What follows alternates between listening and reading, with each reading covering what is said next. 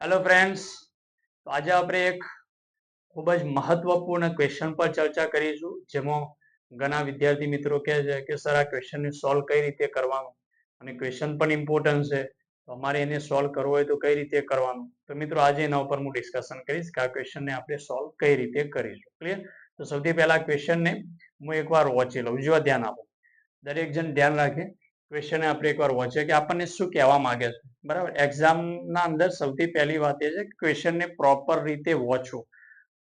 મતલબ કે જલ્દી કરવામાં આન્સર જલ્દી કરીને આન્સર ગલત કરવાની જરૂર નહીં, બલકે ક્વેશ્ચનને એક બે વખત પ્રોપર રીતે વાંચો, તાકી આપણને વાત ક્લિયર થાય કે આપણને ક્વેશ્ચન શું કહેવા માંગે છે. ક્લિયર?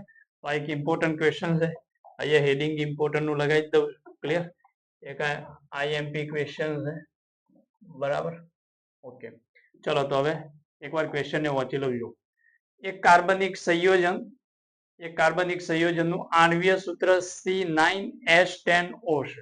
એક કાર્બનિક સંયોજન આપેલું છે અને સંયોજનનું આણ્વીય સૂત્ર શું છે? C9H10O. ક્લિયર? પછી શું કહે છે? એ જે કાર્બનિક સંયોજન છે એ 2,4-DNP સાથે વ્યુત્પન્ન બનાવે છે, મતલબ કે એના સાથે નિપજ આપે છે, પ્રક્રિયા કરે છે, એનો મતલબ એ થયો. ક્લિયર? પછી એ જે કાર્બનિક સંયોજન છે ટોલેન્સના પ્રક્રિયકનું રિડક્શન પણ કરે છે.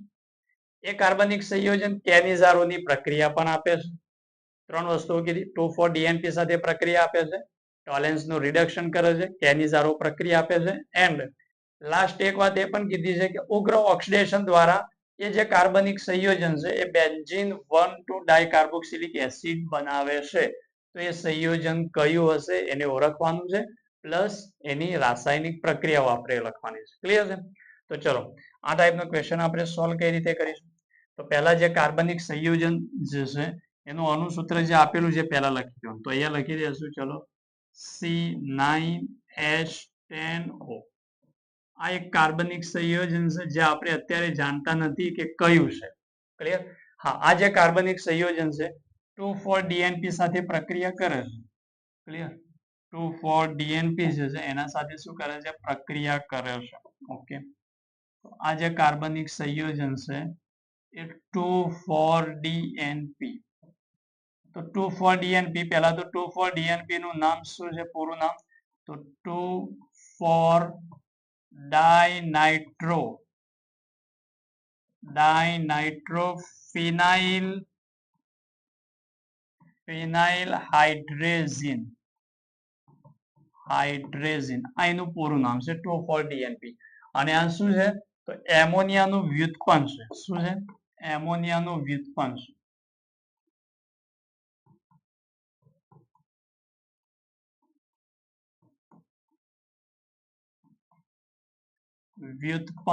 એમોનિયાનું વ્યુત્પન્ન છે. ક્લિયર? હવે જો આલ્ડિહાઇડ કીટોન કાર્બોક્સિલિક એસિડ વાળું જે ચેપ્ટર છે એમાં આલ્ડિહાઇડ અને કીટોનની એમોનિયાના વ્યુત્પન્નો સાથેની પ્રક્રિયા છે, એમાં કોષ્ટક આપણે NCERT માં આપ્યું છે, એમાં આ લખેલું છે એમોનિયાનું એક વ્યુત્પન્ન છે 2,4-DNP. તો આલ્ડિહાઇડ અને કીટોન જે છે બંને 2,4-DNP સાથે પ્રક્રિયા કરે. આલ્ડિહાઇડ બી કરે છે અને કીટોન પણ કરે છે. એનો મતલબ એ છે કે આ જે કાર્બનિક સંયોજન 2,4-DNP સાથે નિપજ આપે છે, તો એ વાત કન્ક્લુડ થાય છે કે આપેલું કાર્બનિક સંયોજન યા તો શું હોવું જોઈએ? તો આપેલું કાર્બનિક સંયોજન યા તો આલ્ડિહાઇડ હોવું જોઈએ, આલ્ડિહાઇડ, અથવા બીજી શક્યતા શું? બીજું કોણ હોવું જોઈએ? યા તો કીટોન હોવું જોઈએ. ક્લિયર? આ વાત ક્લિયર થઈ ગઈ? તો આ ક્વેશ્ચન આ ચાર્ટના ફોર્મમાં આપણે સોલ્વ કરીશું. ક્લિયર? તો 2,4-DNP સાથે આ કાર્બનિક સંયોજન વ્યુત્પન્ન આપે છે, એનો મતલબ કે 2,4-DNP સાથે કોણ આપે? આલ્ડિહાઇડ અને કીટોન.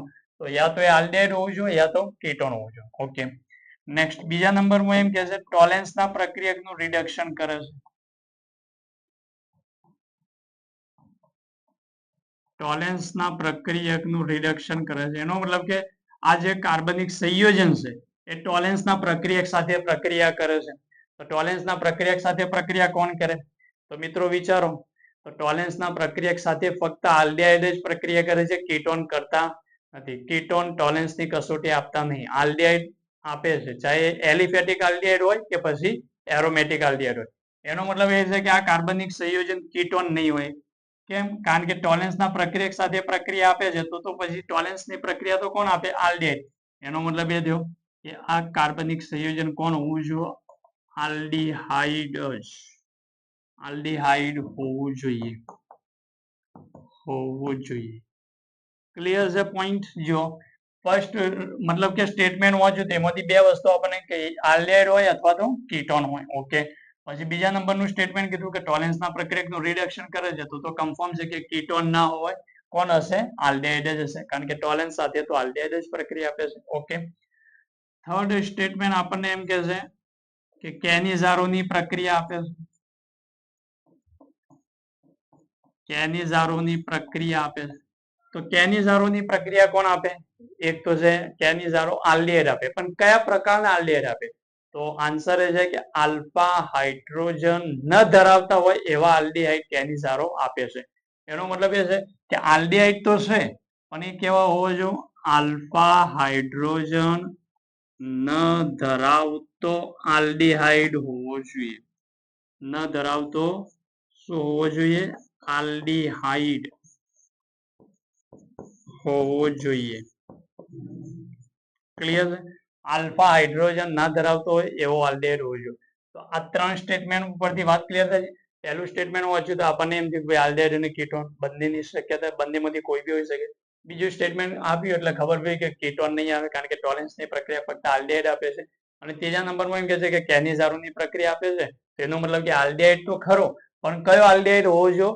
આ કાર્બનિક સંયોજન આલ્ડિહાઇડ તો છે, પણ કયો આલ્ડિહાઇડ હશે? તો જેમાં આલ્ફા હાઇડ્રોજન ના હોય એવો આલ્ડિહાઇડ હોવો જોઈએ. એન્ડ લાસ્ટ આપણને કીધું છે કે ઉગ્ર પરિસ્થિતિની અંદર,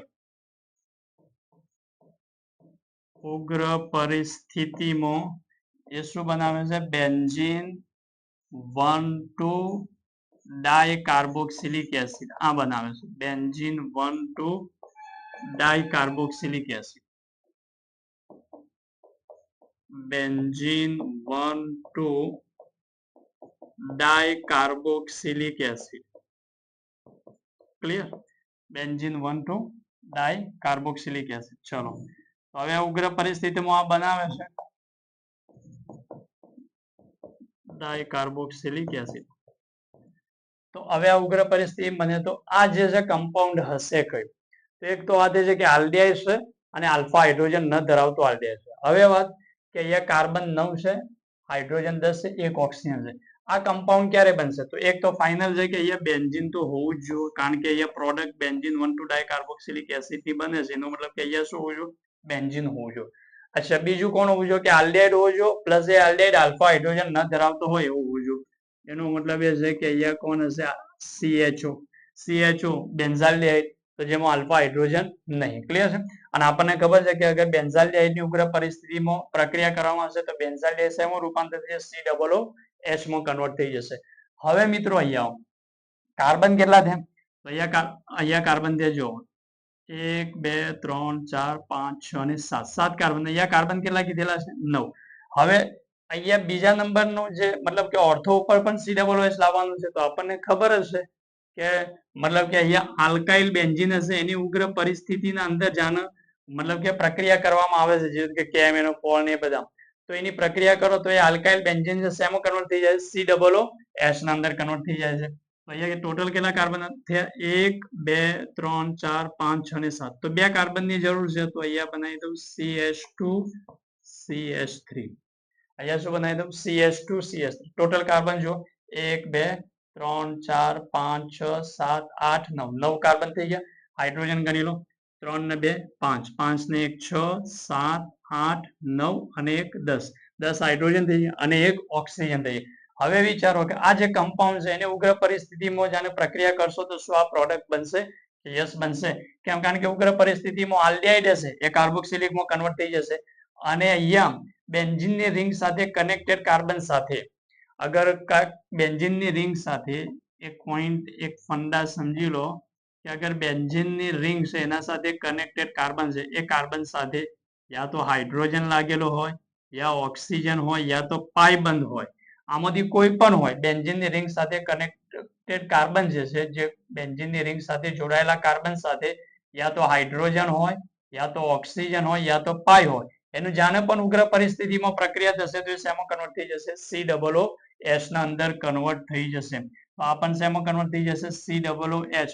તો શું બનશે? Benzene 1,2 dicarboxylic acid. તો મિત્રો અહીંયા માંગેલી પ્રોડક્ટ શું હતી? આપેલું જે કાર્બનિક સંયોજન છે, સંયોજન કયું હતું? ક્લિયર છે? આપેલું જે કાર્બનિક સંયોજન છે એ કાર્બનિક સંયોજન કયું છે?